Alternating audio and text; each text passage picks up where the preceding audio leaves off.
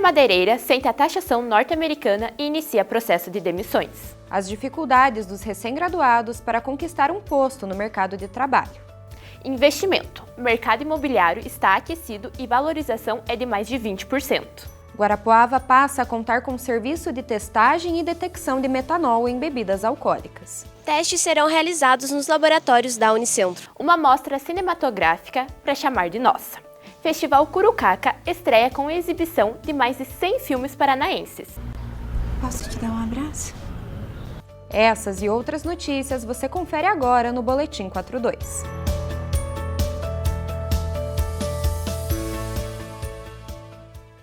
Os empresários brasileiros estão na expectativa pelo encontro entre os presidentes Lula e Trump, previsto para este domingo. Afinal, 3 meses depois do anúncio da tarifa de 50% sobre os produtos brasileiros exportados para os Estados Unidos, as consequências, embora menores do que o esperado, são facilmente contabilizadas. Aqui em Guarapuava, o desemprego aumentou desde o final de julho. As vagas foram fechadas, sobretudo, pelo setor madeireiro. A diferença entre o número de vagas de emprego abertas e fechadas no mês de julho, em Guarapuava, foi de apenas 75 postos. Agora, quase 3 meses depois, segundo os dados do novo CAGED, que é o Cadastro Geral de Empregados e Desempregados, a diferença aumentou para 210, um desempenho negativo da ordem de 280%. 2 dos trabalhadores dispensados têm o mesmo nome, Gabriel.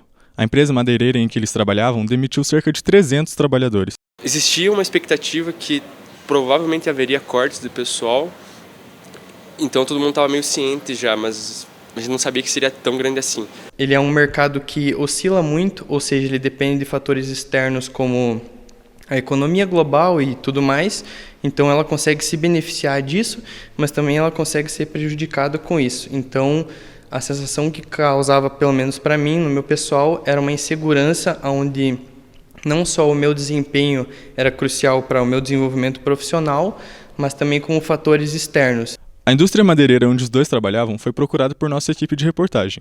Em nota, os responsáveis afirmaram que o mercado norte-americano é o principal destino das exportações da empresa. Com isso, a nova tarifa de exportações reduziu a competitividade dos produtos, comprometendo as vendas e o financeiro da indústria, que precisou cortar pessoal. Além disso, uma das unidades localizadas em Quedas do Iguaçu foi fechada. Hoje, cerca de 12% das exportações brasileiras, o cliente-alvo são os Estados Unidos, fazendo com que a maioria das empresas, principalmente no setor madeireiro aqui em Guarapuava, tenham que fazer algum tipo de estratégia, por exemplo, férias coletivas antecipadas, né? Muitas vezes, infelizmente, fecham-se turnos ou até mesmo fábricas por causa dessa retração das compras da matéria-prima ou dos produtos finais pelo importador. A nossa equipe tentou o contato com a Sindus Madeira, que é o Sindicato de Indústria de Madeireiras aqui de Guarapuava. O retorno que tivemos é que, a partir de um acordo firmado com os associados, o sindicato não cederá a entrevista sobre o assunto. A Prefeitura de Guarapuava tem acompanhado o impacto do tarifaço estadunidense sobre o emprego na cidade. Então, nosso saldo anual ele é negativo em 300 e poucas vagas ali que a gente observa. Mas quero crer que ao longo do ano, do final do ano e para o começo também, onde entram as vagas de safristas e também o comércio absorve bastante pessoas na parte temporária, que normaliza novamente essa questão entre admissões e demissões. A PNAD contínua tem apontado para uma diminuição da taxa de desemprego, mas há um grupo específico de profissionais que tem enfrentado dificuldades para conseguir uma vaga formal: os jovens recém-formados.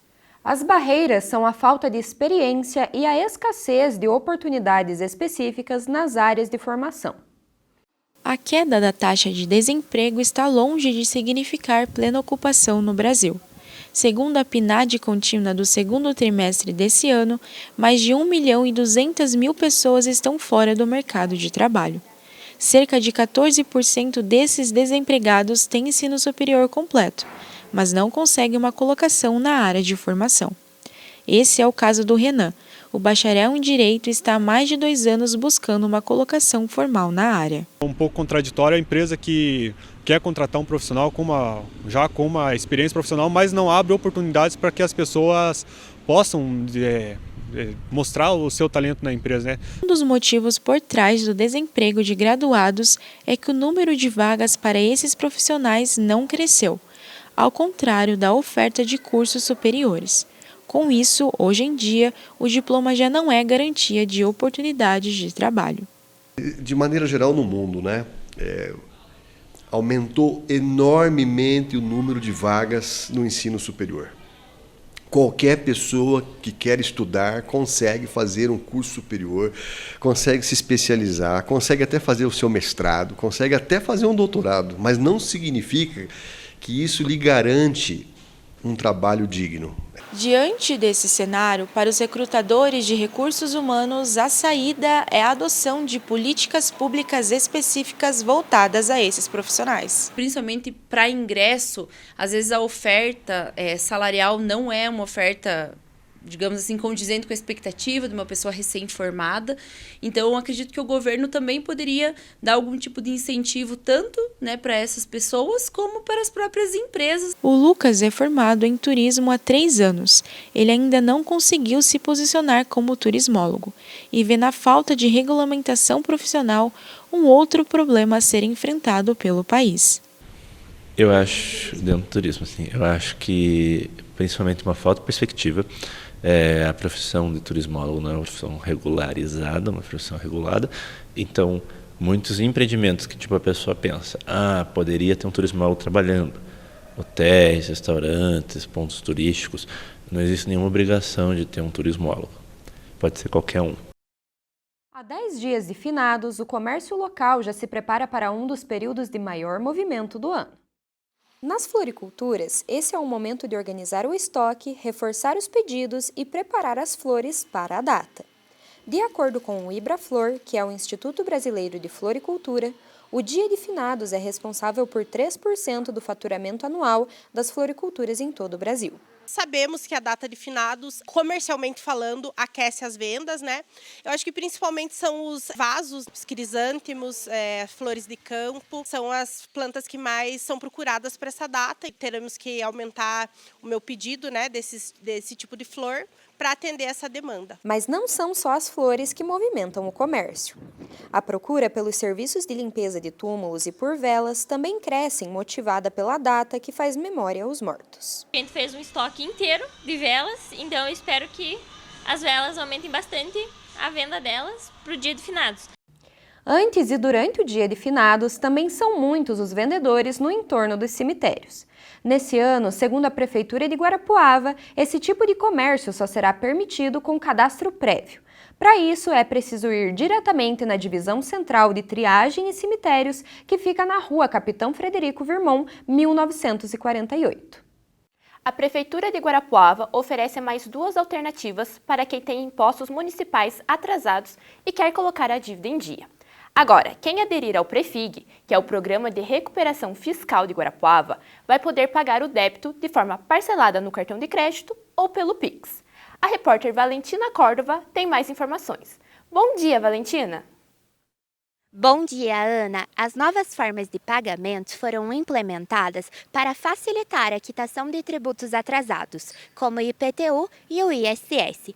Segundo a Secretaria Municipal de Finanças, quem optar pelo parcelamento no cartão de crédito ou pelo Pix vai continuar recebendo desconto integral sobre os juros e as multas. Outra informação importante é que os contribuintes que acumularam dívidas durante a pandemia do Covid-19 vão receber um desconto de 60%. Para aderir ao Prefig, o titular da dívida deve vir até aqui ao Paço Municipal. Valentina Córdova para o Boletim 42. O e-commerce já faz parte do dia a dia de muitos brasileiros. Só em 2024, o setor movimentou 225 bilhões de reais, segundo dados do Ministério do Desenvolvimento, Indústria, Comércio e Serviços. Esse crescimento das vendas online tem como contrapartida o declínio do comércio local. Com apenas um clique, é possível comprar quase tudo, incluindo produto de outras partes do mundo. Essa facilidade, segundo o dashboard do Comércio Eletrônico Nacional, levou a um crescimento de 14,6% do e-commerce em 2024. Mas à medida que o comércio digital avança, as dificuldades dos pequenos comerciantes locais também crescem. Esse é o caso da Johnny. Ela é dona de uma loja de roupas há 30 anos, mas desde a pandemia tem visto as vendas caírem e os clientes migrarem para as compras pela internet. Clientes que compravam e não vêm mais comprar, fugiram, né? Eu vejo que foram para essas compras aí, online. O avanço do e-commerce ele gera mais competição. Uma vez que gera mais competição, só as empresas que são mais eficientes conseguem sobreviver. Porque o varejo já é um ramo difícil, um setor difícil de sobreviver ao longo do tempo, por causa dos custos que são altos e também por causa da competitividade. Então, ou você luta no mercado através de uma diversificação, de um produto novo, de uma ideia diferente, ou então você luta por preço. Os jovens e as mulheres com idade entre 21 e 40 anos são as duas parcelas da população que deixaram de comprar nas lojas físicas e migraram para o ambiente digital. Samara, de 26 anos, é um exemplo. Desde 2023, ela compra somente em lojas online. Bom, primeiro porque a gente não precisa sair de casa para receber a compra.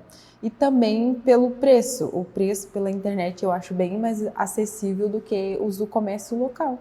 É justamente a busca pelos preços da internet que, na percepção do Jonathan, tem afastado os clientes do comércio local. Dono de uma loja de acessórios para celular há 12 anos, ele percebe que, a cada dia, mais clientes chegam exigindo os mesmos preços que encontram na internet. E por não acharem, o movimento tem caído. Sinto hoje, todo dia na verdade, sinto essa mudança. Querendo ou não, às vezes encontra até mais barato, mesmo que o produto seja de má qualidade, mas consegue mais barato. Os fatores que impulsionam o crescimento do comércio eletrônico são as vantagens que ele tem em relação ao comércio físico. E essas vantagens são inúmeras. A escalabilidade, o fato de ele conseguir se expandir mais fácil, expandir horizontes, expandir o mercado consumidor, ultrapassar um limite geográfico, ou seja, vender não só para aquela cidade, quanto para as outras. Para muitos comerciantes, a saída tem sido ampliar os canais de contato com os clientes. Uma pesquisa da Federação das Associações Comerciais e Empresariais do Paraná mostrou que os lojistas locais têm investido na venda online. Em Guarapuava foram ouvidos 73 comerciantes.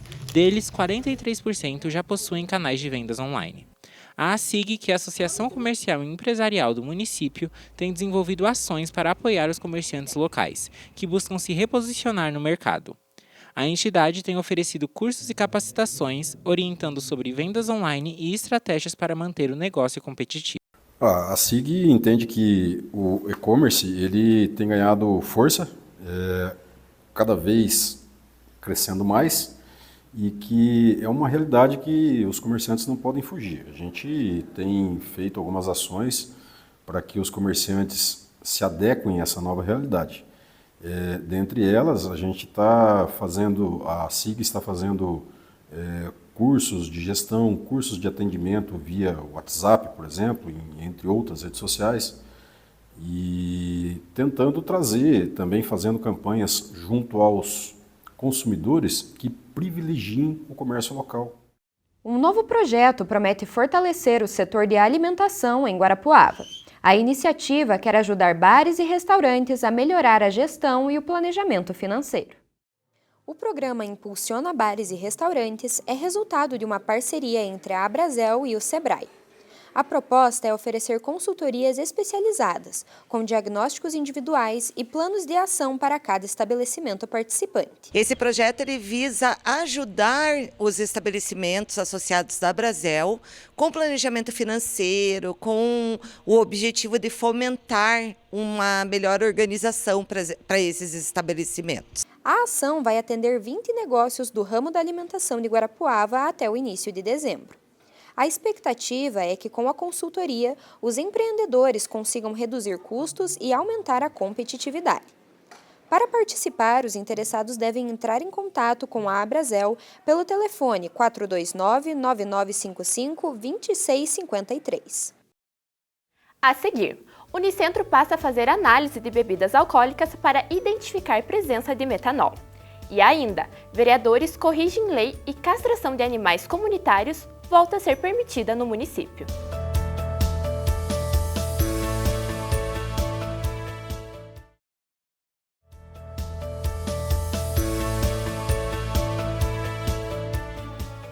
Um projeto de lei aprovado esta semana pela Câmara de Guarapuava corrige um erro na política pública municipal que legisla sobre os animais comunitários.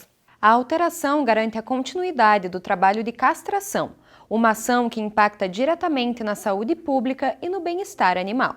Um animal comunitário não tem um tutor definido, mas recebe alimentação, abrigo e cuidados de moradores ou de frequentadores de um mesmo lugar. Em Guarapuava, esses animais têm proteção legal desde 2018, quando o município implementou uma política pública para regularizar a convivência entre população e os bichinhos da vizinhança. Essa lei, porém, em 2024 foi alterada. A inclusão de um simples não justificado como erro de digitação deixou de permitir a captura e a castração desses animais. Essa distorção foi percebida e, nesse ano, um novo projeto de lei complementar proposto pela vereadora professora Bia corrigiu o texto, reestabelecendo a versão original. Toda vez que existe um cão comunitário, esse cão, qual que é a função do município? É resgatar esse animal, fazer um cadastro e castrar.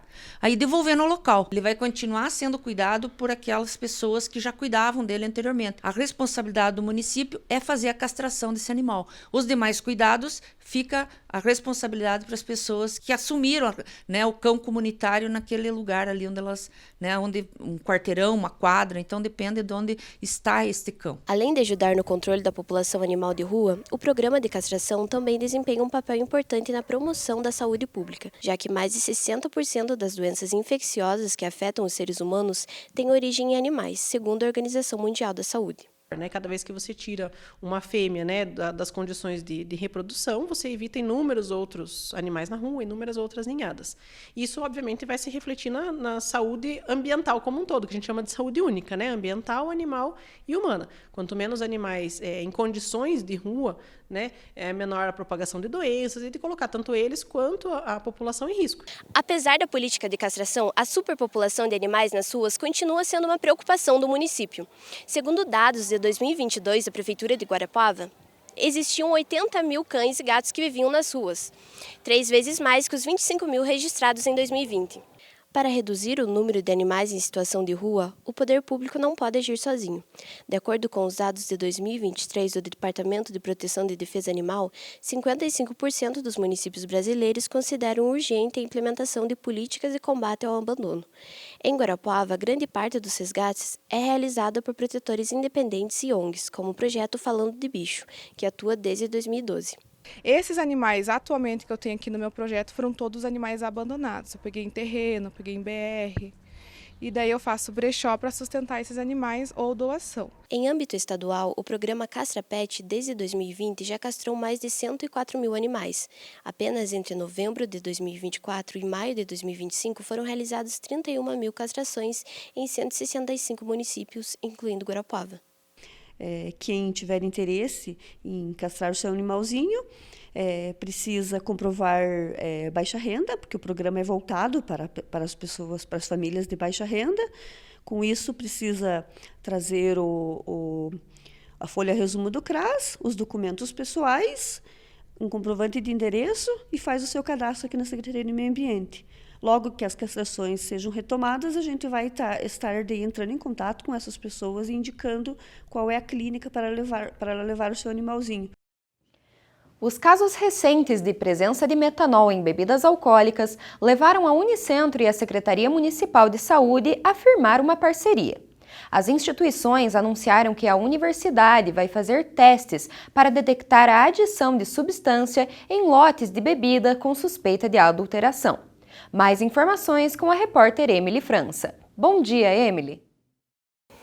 Bom dia, Luísa. O metanol é uma substância extremamente perigosa quando ingerida, podendo causar dores abdominais e de cabeça, confusão mental, visão turva, cegueira e provocar a morte. Para identificar a possível presença do composto químico nas bebidas alcoólicas, a Unicentro fará uma testagem com um método de identificação rápida e de baixo custo. Aqui comigo está a diretora de Vigilância em Saúde, Marlene Burek. Bom dia, Marlene. Quando terão início as testagens? Bom dia, Emily. Então, as testagens elas já começaram, né? A gente ainda não teve nenhum caso, né, direcionado a essa situação, mas a gente formou essa parceria muito importante com a Novatec, com a Unicentro, para a gente conseguir ter uma agilidade, né, no processo, né, da identificação de bebidas adulteradas. Então, ela já está engatilhada, né, as ações, assim, as unidades já estão cientes do processo, assim como o PROCON também, que é o nosso parceiro, né, na identificação de bebidas adulteradas, e já está disponível para acontecer essa ação. Quais serão as bebidas testadas e como elas chegarão até a Unicentro? Então, as bebidas testadas hoje a gente tem, né, prioridade nas destiladas, né, pelo fato das adulterações estarem acontecendo, né, em uísque, vodka, outras bebidas, mas em qualquer bebida que tiver alguma suspeita, a gente vai estar direcionando para lá, né. Então, hoje, por exemplo, se o paciente chega numa unidade de saúde de urgência, por exemplo, e traga a bebida que ele ingeriu e está causando algum dano, a gente já vai poder pegar aquela bebida e direcionar lá para o laboratório. Como e onde o serviço de testagem pode ser solicitado? Então, nós direcionamos todas as ações pela vigilância sanitária. Então, qualquer suspeita, né, de alteração de bebidas, as pessoas devem entrar em contato com a vigilância sanitária e também com o PROCON, que também fará um contato conosco, e nós direcionaremos para o Novatec. O que será feito com as bebidas que resultarem positivo na análise? Então, quando tiver uma análise, uma amostra positiva, a gente vai estar encaminhando também para o LACEN, né, para fazer a confirmação oficial, né, via Laboratório Central do Estado. E aí faremos também um rastreio, né, se a gente não vai encontrar outras bebidas, né, em alguns estabelecimentos com o mesmo lote, para a gente reduzir os danos à população, né. E com as que resultarem negativo? Então, a amostra que for negativa, né, se a gente for apreender em alguma empresa, né, em alguma situação, a gente provavelmente vai pegar uma amostra, né, do lote, e aí se tiver tudo ok, a gente vai dar uma devolutiva ao proprietário, né, e se caso tiver alguma alteração, né, logicamente a gente vai seguir os trâmites legais. Obrigada. Emily França para o Boletim 42. Como todos os dias, nosso repórter Lucas Scottini está de olho nos atendimentos prestados pela polícia e pelo Corpo de Bombeiros de Guarapuava. Bom dia, Lucas. Tem novidade nesta manhã? Bom dia, Ana. Hoje o boletim de ocorrência da Polícia Militar e dos Bombeiros destaca uma situação perto do rio conhecido como Cascavelzinho. Um dos caseiros de uma das propriedades foi até o rio para colocar água para algum dos cachorros quando se deparou com um corpo. O senhor, que não possuía celular nenhum, esperou um dos proprietários voltar para assim acionar a polícia e os bombeiros. Chegando ao local, as autoridades encontraram um corpo masculino de aproximadamente 1,75 m, já em estado de decomposição. O corpo segue sem identificação nenhuma e a polícia segue com a investigação ao longo da semana. Já em Pinhão, um jovem de 18 anos foi apreendido pela polícia após denúncias que ele estava vendendo droga em frente à Secretaria de Esportes. O jovem, ao ser abordado pela polícia, estava com 4 gramas de cocaína e ainda relatou que possuía mais drogas na sua residência. Chegando ao local, a polícia encontrou não apenas 12 gramas de cocaína, mas também uma pistola de calibre .22. O jovem foi apreendido e encaminhado para a polícia do Pinhão. Lucas Scottini para o Boletim 42. O Hackathon em Nova Rec, realizado pelo Laboratório de Inovação da Unicentro, começa hoje. O evento promete reunir a comunidade universitária para promover inovação e sustentabilidade. Para sabermos mais sobre o evento, nós vamos conversar com a repórter Maria Eduarda Mello. Bom dia, Madu! Bom dia, Luísa. Tiveram 50 inscrições para o Inova Hack. Os grupos são divididos em até 5 pessoas e cada equipe terá que desenvolver uma solução para um problema real de uma empresa de alta tecnologia aqui de Guarapuava.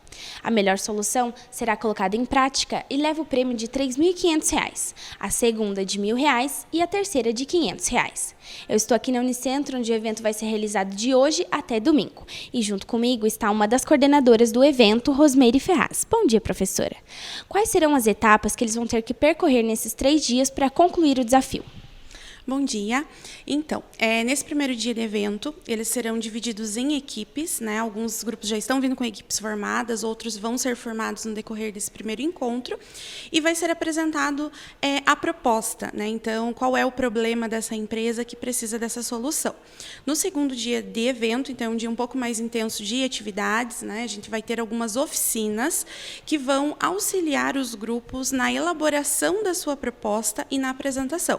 Então, é um momento momento de criarem a solução, de elaborarem, né, como que essa solução seria colocada em prática e já treinar e preparar a sua apresentação. Então, é um dia cheio de inovação, de criatividade, bastante aprendizado.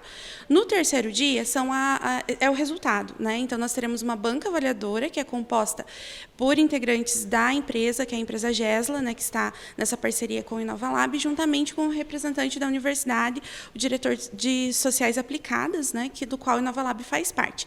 Essa banca, né, vai ser composta no domingo e, por meio das apresentações, eles vão escolher as 3 ideias premiadas e a primeira vai ser implantada na empresa.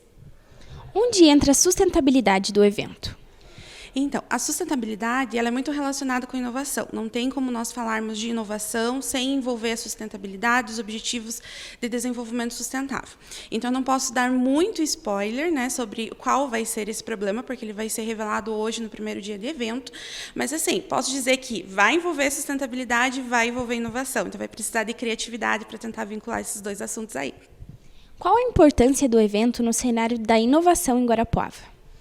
Então, o InovaHack, ele utiliza da metodologia Hackathon, né? O Hackathon, ele trabalha-se com várias equipes, né? Equipes que são formadas aí por pessoas de diferentes áreas de conhecimento, então, seja estudante ou não, diferentes instituições. E, justamente, essa visão diferenciada, quando se une, né, ela pode gerar uma criatividade muito grande, consequentemente, uma inovação. Então, a partir do momento que você está juntando pessoas, que está reunindo aí diversidade de habilidades, a inovação ela floresce, né, e, consequentemente, tem um grande ganho, né, para o município. Então, eu vejo que qualquer evento de inovação em si, ele traz um ganho, né, por meio das soluções inovadoras que são geradas, que pode ser algo totalmente novo, tecnológico, como também uma inovação incremental por meio de uma melhoria de algo já existente. Muito obrigada. Maria Eduarda, para o Boletim 42. Valorizar o artesanato local e criar novos souvenirs que representam a identidade e a cultura da cidade. Esses são os objetivos do projeto Sou Guarapuava, que está sendo desenvolvido pela Prefeitura do município em parceria com o SEBRAE. 48 artesãos do município estão participando das oficinas do projeto Sou Guarapuava. Cada um dos 3 encontros tem uma temática específica: design, embalagem e precificação, englobando todas as etapas, da criação à comercialização dos produtos. O grupo também vai participar de uma visita guiada pelos pontos turísticos e museus de Guarapuava, em busca de inspiração para os souvenirs. Guarapuava hoje já é uma cidade turística, porém faltava um catálogo de produtos de Guarapuava, de artesanatos, para que sim, esses turistas levem o nosso nome de Guarapuava em suas lembranças. Nós vamos capacitar esses artesãos para eles criarem novos produtos, criarem novos souvenirs e principalmente levando a identidade de Guarapuava, para exatamente fortalecer o turismo local. Os produtos criados pelos artesãos vão compor o primeiro catálogo oficial de lembranças de Guarapuava, que será lançado no ano que vem. Daqui a pouco, mesmo com mais imóveis à disposição, o mercado segue aquecido em Guarapuava. E também, mais de 100 filmes foram inscritos e selecionados para o primeiro Festival de Cinema de Guarapuava. Nada em você é real ou vivo.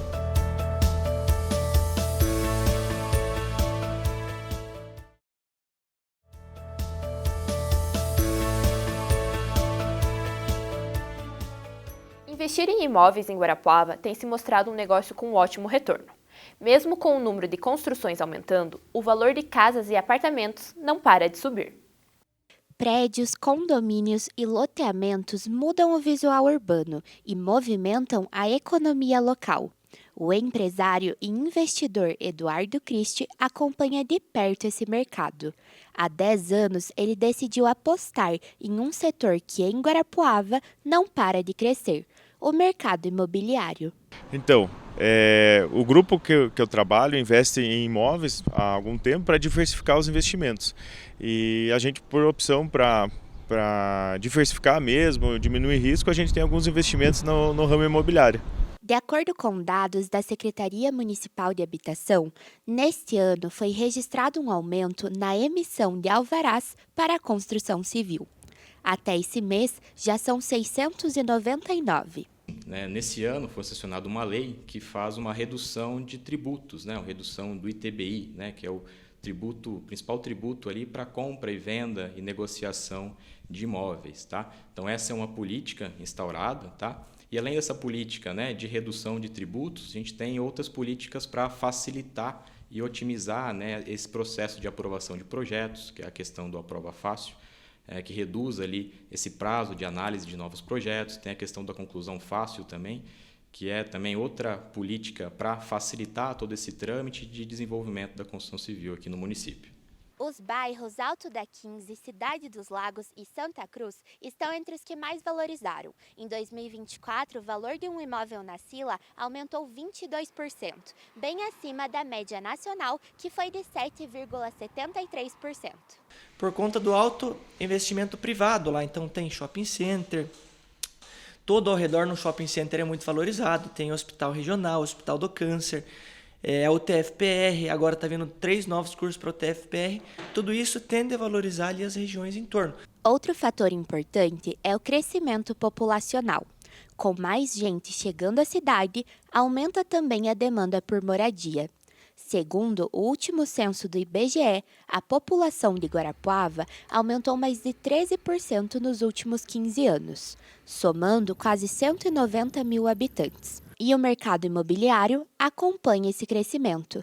Um levantamento da ASIG apontou que o setor de atividades imobiliárias cresceu 282% na última década, superando a média estadual, que é de 276%. A valorização ela é refletida na oferta e procura, né? Então ela tem essa questão do mercado.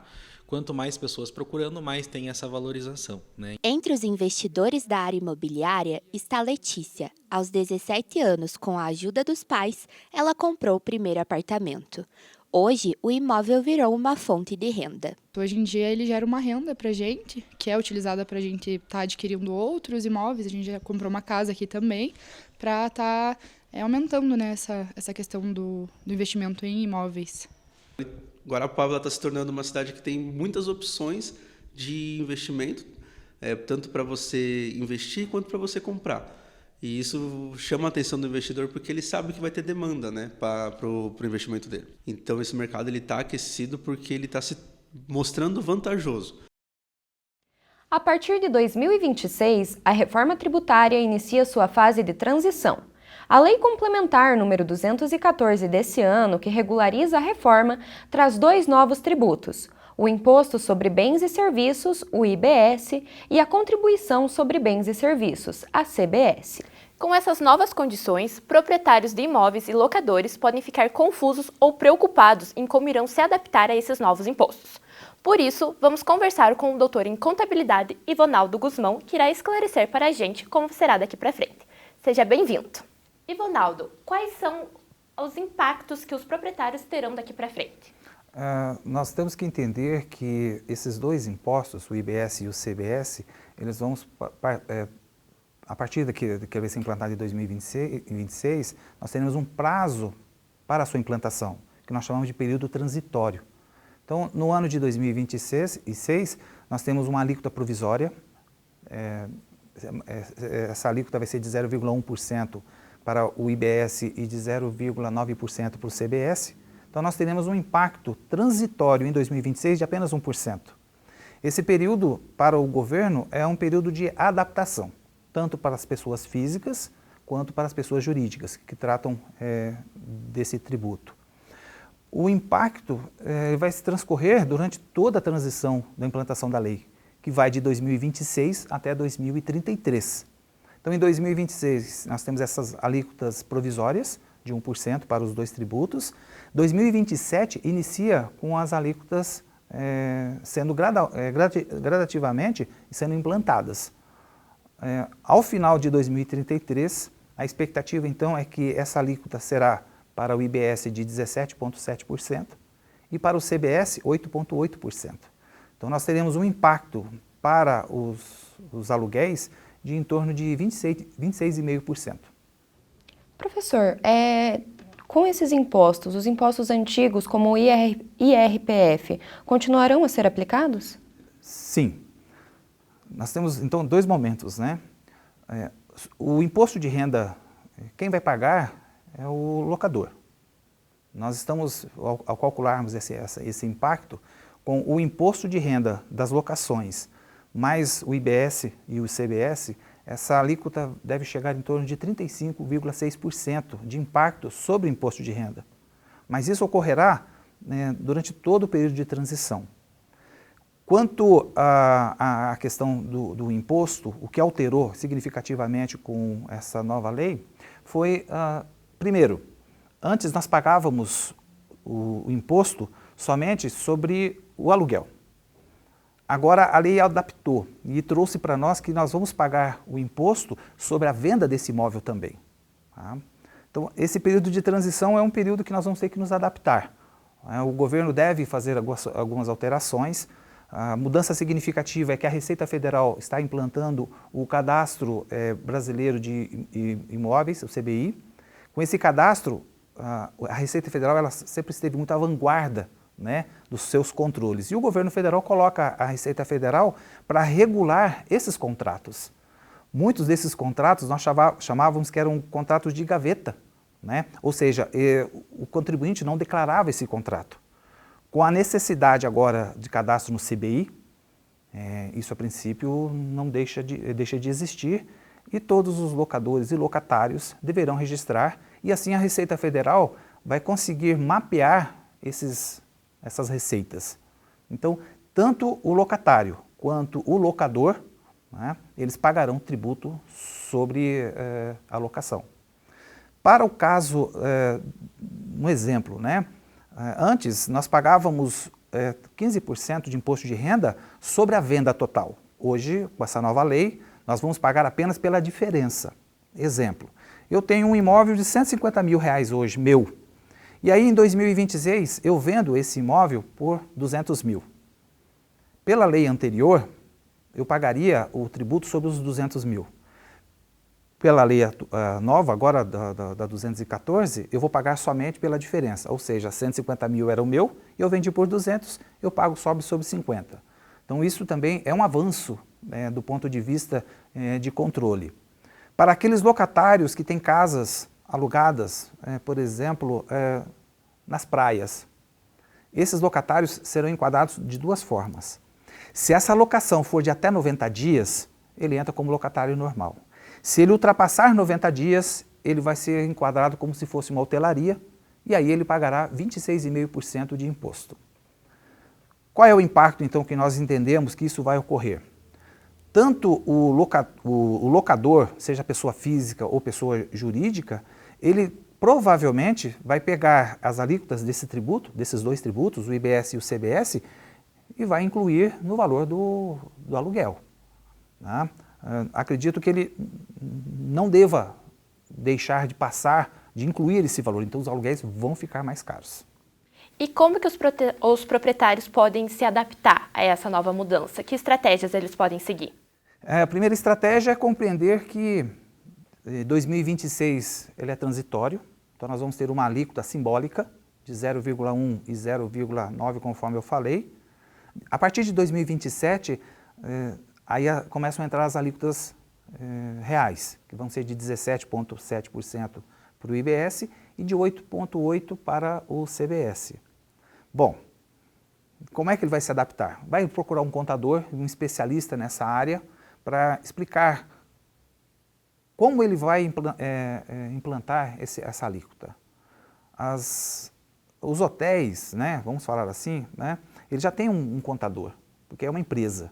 As pessoas físicas, então, vai precisar procurar um contador. Por quê? Porque a norma ela vai dizer assim, todo locador, pessoa física que tiver mais de 3 imóveis, né, não pagarão tributo, mas vão ter que fazer o ajuste lá no imposto de renda.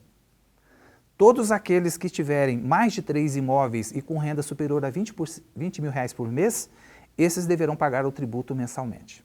Então, são critérios para a mesma pessoa, não, pessoa física, mas com questões diferentes. Então, eu sugiro que procure um contador, um especialista na área, que possa auxiliá-los, não só para explicar a transição da lei, mas explicar qual é o impacto disso lá no seu negócio.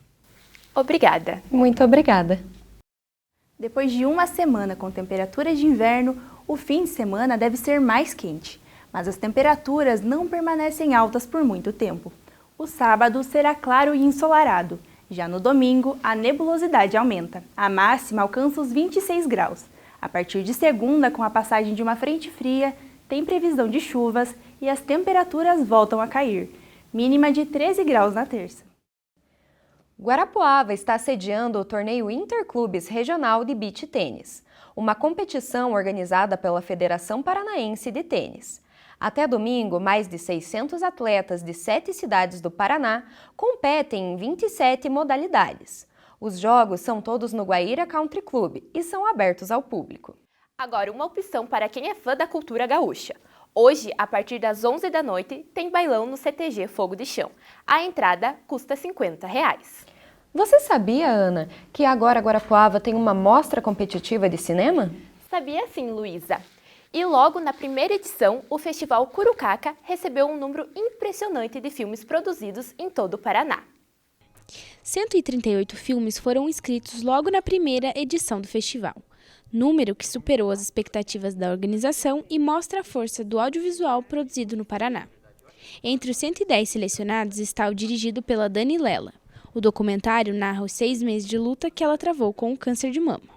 O processo foi muito visceral, porque o Clã das Cicatrizes ele fala muito da minha história, Eu passei pelo câncer de mama, então também acessar as minhas próprias histórias e conhecer a história de outras pessoas que são histórias muito fortes e bonitas, O Festival de Cinema Curucaca, além de buscar visibilizar as produções cinematográficas paranaenses, também quer possibilitar que essas produções independentes sejam vistas e reconhecidas pelo público.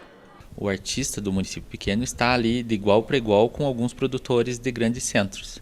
Então isso é mostrar também que é possível investir no interior, no audiovisual, na cultura e ter um resultado. O festival é esse momento cultural importante. Então ele é importante para o cinema, ele é importante para a cidade e é importante para a cultura. Então é uma troca, em troca entre o audiovisual e entre a cultura. Então, o cinema ele é arte, ele é entretenimento e ele também é discussão social. A iniciativa também busca fortalecer a cidade como um polo audiovisual do interior do estado, ampliando as oportunidades para quem vive da arte e da cultura. Tivemos 138 inscrições e isso mostra que o produtor, os diretores, os artistas estão assim sedentos para mostrar a sua obra. Então, realmente, isso faz toda a diferença aqui para a nossa cidade. O Festival de Cinema Curucaca acontece do dia 3 a 7 de novembro em diferentes locais da cidade. Toda a programação é gratuita e aberta ao público. A lista completa de filmes, locais e horários está disponível no site festivalcurucaca.com.br. O Boletim 42 dessa sexta fica por aqui. Um ótimo fim de semana para você. Tchau!